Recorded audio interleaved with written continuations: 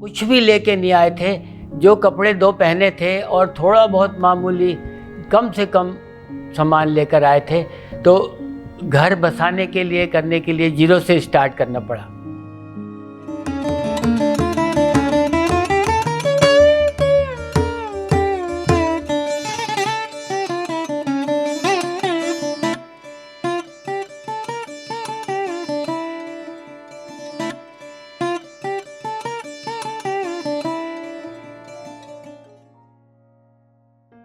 नमस्कार, मेरी पैदाइश लाहौर की है।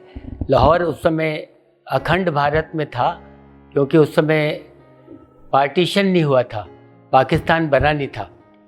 तो अखंड भारत में मैं पैदा लाहौर में हुआ 1947 में। मेरे जन्म के बाद कुछ महीने बाद 15 अगस्त को आज़ादी हुई। मैं मार्च में हुआ था। तो वहाँ लाहौर का डिसाइड नहीं हो पाया था कि हिंदुस्तान में रहेगा कि पाकिस्तान को देना पड़ेगा करके। बाद में 1 साल बाद डिसाइड हुआ कि पाकिस्तान को ही देना पड़ेगा, लाहौर भी छोड़ना पड़ेगा। हम लोग का जो घर था वहाँ, हमारे पिताजी हमारे दादाजी वहाँ रहते थे। हमारे दादाजी वहाँ पर पुलिस विभाग में मुखिया थे, थाने के मुखिया थे, थानेदार थे, कैसा कह सकते हैं। तो वहाँ हमको फिर सब कुछ छोड़ के आना पड़ा। और इसका मेरे को पूरा पता नहीं है कि रायपुर कैसे आए। कुछ रिश्तेदारी, कुछ संबंधी रहे होंगे जिनके कारण रायपुर आकर हम लोग बस गए। मतलब बताने का ये है कि जीरो से स्टार्ट करना पड़ा। कुछ भी लेके नहीं आए थे। जो कपड़े दो पहने थे और थोड़ा बहुत मामूली कम से कम सामान लेकर आए थे। तो घर बसाने के लिए करने के लिए जीरो से स्टार्ट करना पड़ा। कि मैं एक छोटे बहुत ही गरीब परिवार से रहा हूँ। अभी की बात अलग है। अभी ईश्वर की दया से उस हिसाब से बहुत संपन्नता, ऐसा मैं मानता हूँ कि संतुष्टि है, बहुत संपन्नता आ गई है। हम लोग 4 भाई रहे। चारों भाइयों ने अपने अपने तरीके से समय अपना आगे बढ़ाया। मेरा कहने का मतलब यह है कि वो केवल कोई 8वीं कोई 11वीं मुश्किल से पास करके उन्होंने आगे बढ़ने का कुछ काम नहीं किया। कहीं ना कहीं सर्विस में लग गए, क्योंकि घर की हालत देखते हुए सब सहयोग के लिए उसमें लगे रहे। मैं भी अपने तरीके से पढ़ते रहा, मगर मेरी बहुत ज़्यादा रुचि थी कि कैसे भी करके पोस्ट ग्रेजुएशन कम से कम करना है करके।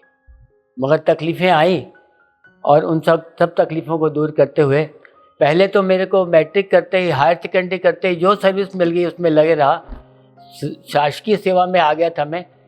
उद्योग विभाग में मैं एक छोटे से पद पर आया था और मैंने अनुमति लेकर पढ़ाई शुरू की।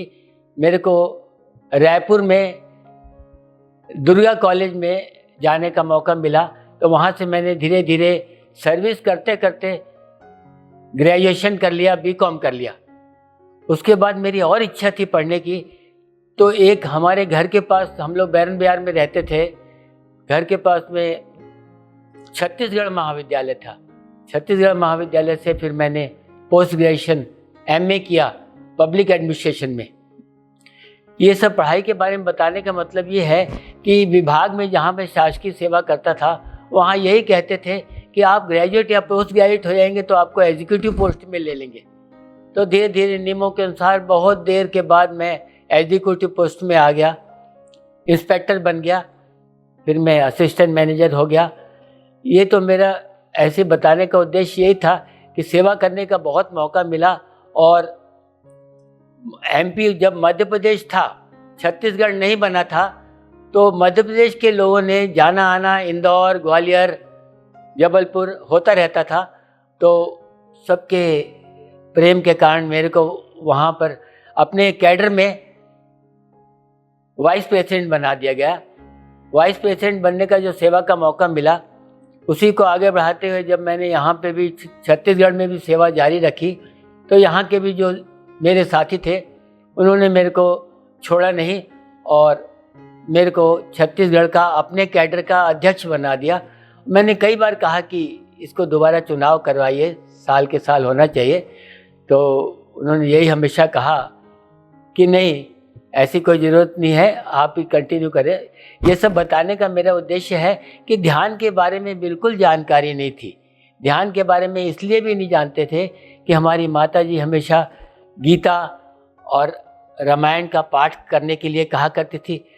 पंजाबी होने के बावजूद हमारे माता पिता के संस्कार के अनुसार हम लोग शुद्ध शाकाहारी थे। कभी भी कोई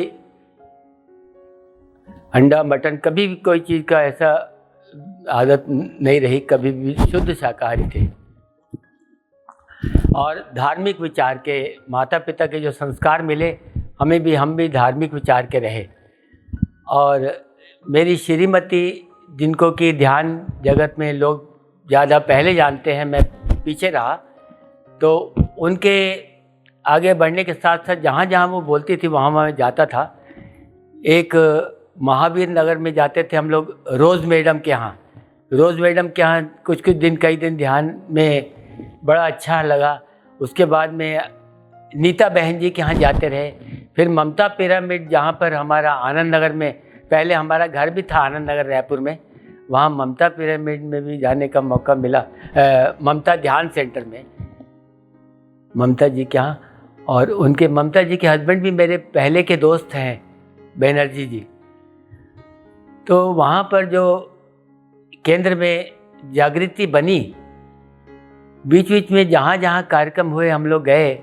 तो ब्रह्मश्री पत्री जी, पितामह पत्री जी का आना रायपुर में हुआ। एक बार नहीं, 3-4 बार हुआ। पहली बार ही जब वो आए तो देखकर उनको मन में भावनाएं ऐसी बनी कि इस प्रकार के गुरु तो अपन ने कभी देखे नहीं। उन भावनाओं के साथ साथ रायपुर में सभी कार्यक्रम अटेंड करने के साथ साथ जहाँ जहाँ कार्यक्रम होगा वहाँ वहाँ चलेंगे करके श्रीमती जी का विचार बना। तो हम लोग हैदराबाद गए, वहाँ करताल करके जो स्थान है वहाँ पर कार्यक्रम में कम से कम 5-7 दिन रहे। उसके बाद में भुवनेश्वर भी हम लोग 3-4 दिन रहे। और जो कार्यक्रम ऋषिकेश में चला वो तो अद्वितीय था। इस प्रकार रायपुर के साथ साथ जहाँ जहाँ पर भी कार्यक्रम बाहर हुए, पूरे मॉब में हम लोग 5-5 दिन 6-6 दिन पूरे शिविर में रहे। तो अनुभव तो हमेशा अच्छे होने लगे। ऐसे मन में जो पहले हर एक बात में गुस्सा आ जाता था, वो एक स्वभाव बना हुआ था कि छोटी सी कोई बात हो जाए तो मन में गुस्सा आता था। कभी कभी घमंड भी आ जाता था किसी बात से। वो सब धीरे धीरे छूटने लगा। तो जैसा सोचते थे कि ध्यान में ये मिलेगा वो मिलेगा, बहुत सी उपलब्धियाँ होंगी, उपलब्धियाँ तो बाद की बात है। अपने आप को खोने लगे हम, बहुत सी बातें खो गई। हमारा अहंकार खो गया और हमारा गुस्सा खो गया। इस प्रकार से जो बुराइयां थी वो खोने लगी। धीरे धीरे हम खुद भी जब ध्यान में बैठे थे अपने आप को खो जाते थे।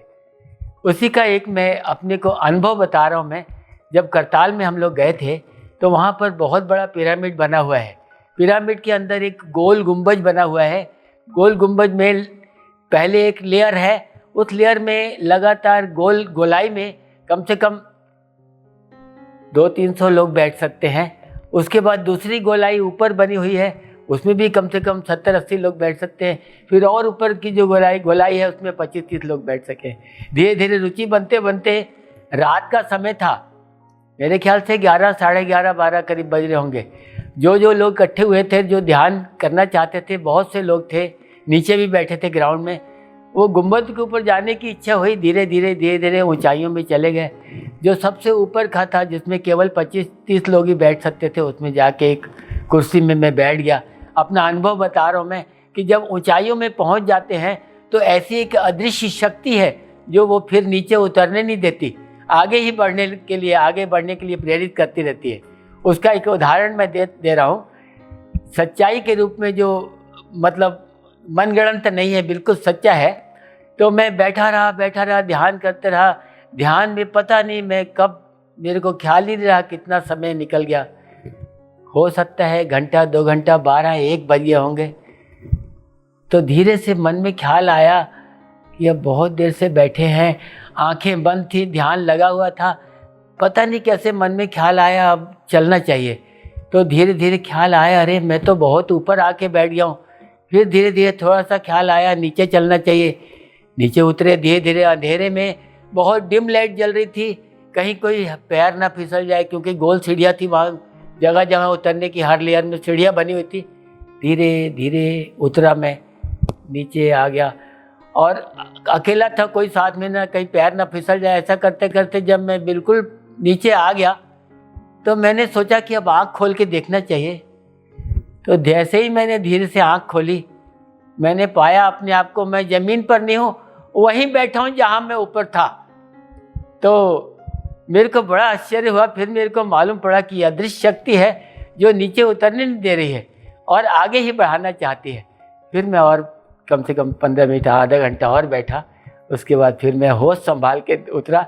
ये अनुभव जो मेरे को हुआ, उससे मेरे को एक सेल्फ कॉन्फिडेंस बना कि शक्ति जो है वो अच्छे रास्ते की ओर ले जाती है। अब तो 5 साल हो गए होंगे लगभग ये जागृति जो बनी थी ध्यान की तरफ जाने की, जो मैंने बताया था नीता बहन जी के यहाँ, रोज़ मैडम के यहाँ, शोभा बहन जी के बताने से हम लोग जाना शुरू किए और श्रीमती हमारी आगे रही। मैं तो समझो ये कह सकते हैं ड्राइवर का काम करता था, जहाँ चलना है चलो करके, तो जाते आते साथ में बैठता था मैं भी। तो 5 साल में जो अनुभव मिले उससे ये ज्ञान हुआ कि कोई यदि अपने को दुश्मन भी दिखता है तो वो भी दोस्त लगने लगा, और जो अपने को तकलीफ़ भी पहुंचाता है उसके बारे में ये अनुभव होता है, ऐसा लगता है कि उसमें ज्ञान की कमी है, वो मासूम लगता है। ऐसा लगता है कि उसको पता नहीं कि दूसरे को तकलीफ़ नहीं पहुंचाना चाहिए। इसलिए उसके ऊपर दया आती थी कि उसके मन में अपने प्रति जो भावना है तकलीफ़ पहुंचाने की, किसी को भी कोई आदमी दुश्मन बन जाता है हमारा, तो वो उसकी नादानी है, उसकी मासूमियत है। ऐसा कह के जो हमेशा पत्री जी समझाते हैं कि हर एक को माफ़ कर दो। ध्यान में माफ़ी ही करना है, तभी अपना मन साफ होगा, मन में कलुषित भावना ना रहे। इसलिए दुश्मन को भी माफ़ कर देना। अब दुश्मन तो कोई रहा ही नहीं, जो अपने से थोड़ा बहुत जेलसी रखता भी था, वो भी हम ये समझ लेते हैं कि उनको ज्ञान कम है इसलिए जेलसी रखता है। और वैसे सर्कल में वो भी अपने सर्कल में आते जा रहा है धीरे धीरे। पितामह पत्री जी से ज्ञान मिला, वो अक्सर यही कहते हैं कि अभी अभी जो आए थे वो बहुत कम समय हुआ, करीब पिछले महीने की, इसी महीने की बात है। ममता ध्यान केंद्र आनंद नगर में। तो उन्होंने कहा, एक जेंट्स हस्बैंड वाइफ दोनों बैठे थे, उनको उन्होंने कहा जेंट्स को कि आप तो भगवान हैं, मैं भी भगवान हूँ, यहाँ जितने बैठे हैं सभी भगवान हैं, आत्मा ही परमात्मा है इसलिए सभी भगवान हैं। तो उनकी बात मेरे को बहुत अच्छी लगी। उनका कहने का मतलब यही समझ में आया कि अपने अहम ब्रह्मास्मि, अपने सनातन धर्म में भी यही कहा जाता है कि अहम ब्रह्मास्मि। उसका मतलब यह है कि सभी बड़े गुरुओं की और ज्ञानियों की इज्जत करो, उनकी बहुत आदर करते हुए अपने को कभी भी छोटा मत समझो। अपने अंदर जो ज्ञान ईश्वर अंदर बैठा हुआ है, उस ज्ञान को कभी कभी ध्यान से सोचो, ध्यान करो, तो ऐसा पता चलता है कि अपने क्या बुराइयां हैं, क्या अच्छाइयां हैं, सब मालूम पड़ती है। दूसरी बात उन्होंने ये बताया, सवाल जवाब हुए थे, जैन साहब भी सवाल पूछे थे, वहाँ भी जो ममता ध्यान केंद्र में हुए, उसमें पता चला कि ध्यान के साथ साथ कर्म करना भी जरूरत है। कर्म जैसे गीता का उन्होंने, ब्रह्मर्षि पत्री जी ने गीता के बारे में बताया कि गीता में कर्म जरूर करना चाहिए। तो कर्म का भी उन्होंने जो विस्तृत बताया कि कर्म जो है बहुत विस्तृत रूप में देखना चाहिए। अपने घर के लिए तो सभी कर्म करते हैं कि अपने घर को चलाने के लिए सर्विस करना, सेवा करना, कोई ना कोई कमाई करना, चलाना। उसके साथ साथ आगे बढ़कर देश किस दिशा में जा रहा है, हालांकि इसकी जिम्मेदारी पूरी हमारी नहीं है, परंतु फिर भी हमको समर्थन देना पड़ता है। अभी जो चल रहा है उसके अनुसार समर्थन देने से ही देश की एकता बनती है। आपको पता होगा कि पहले 2500 वर्षों पूर्व बुद्ध भगवान ने ध्यान का प्रचार किया था और विदेशों में भी ध्यान का बहुत प्रचार हुआ था। हर जहाँ धर्म के केंद्र बने थे धर्म के केंद्रों को बौद्ध मठ भी कहा जाता था। परंतु जो आक्रांताओं ने, बाहर के विदेशी लोगों ने आकर जब यहाँ पर राज किया, अकबर, औरंगजेब और दूसरे भी बहुत से, फिर बाद में अंग्रेज भी आए, तो आक्रांताओं के आने के समय में जितने भी ध्यान केंद्र थे, बौद्ध मठ थे और धार्मिक मंदिर थे, उनको तोड़ फोड़ दिए और कम से कम 1000 साल, 800 वर्षों तक तो मुगलों का राज रहा। उसके बाद अंग्रेज़ों का, पुर्तगाली भी कुछ समय के लिए हिंदुस्तान में राज किए। इस प्रकार से 1000 वर्षों तक के गुलाम रहने के बाद जब देश आज़ाद हुआ, उसके बाद भी 70 वर्षों तक जो गलत काम, खराब करने वाले थे, उनको हमेशा तुष्टिकरण, उनको कैसे खुश रखा जाए ताकि अपनी गद्दी बची रहे, ऐसा करते रहे। कई पार्टियां यही बात करती रही कि 70 वर्षों तक यही चलता रहा कि कैसे अपनी गद्दी बचा के रखा जाए। अब ध्यान में ये समझ में आया कि ये सब बातें भूलकर ये बात का ख्याल रखना पड़ेगा कि देश किस तरफ जा रहा है और हमेशा अपने को न्याय की तरफ समर्थन करना है, न्याय का साथ देना है। इतना मैं कहकर अपनी वाणी को विश्राम देता हूँ। धन्यवाद।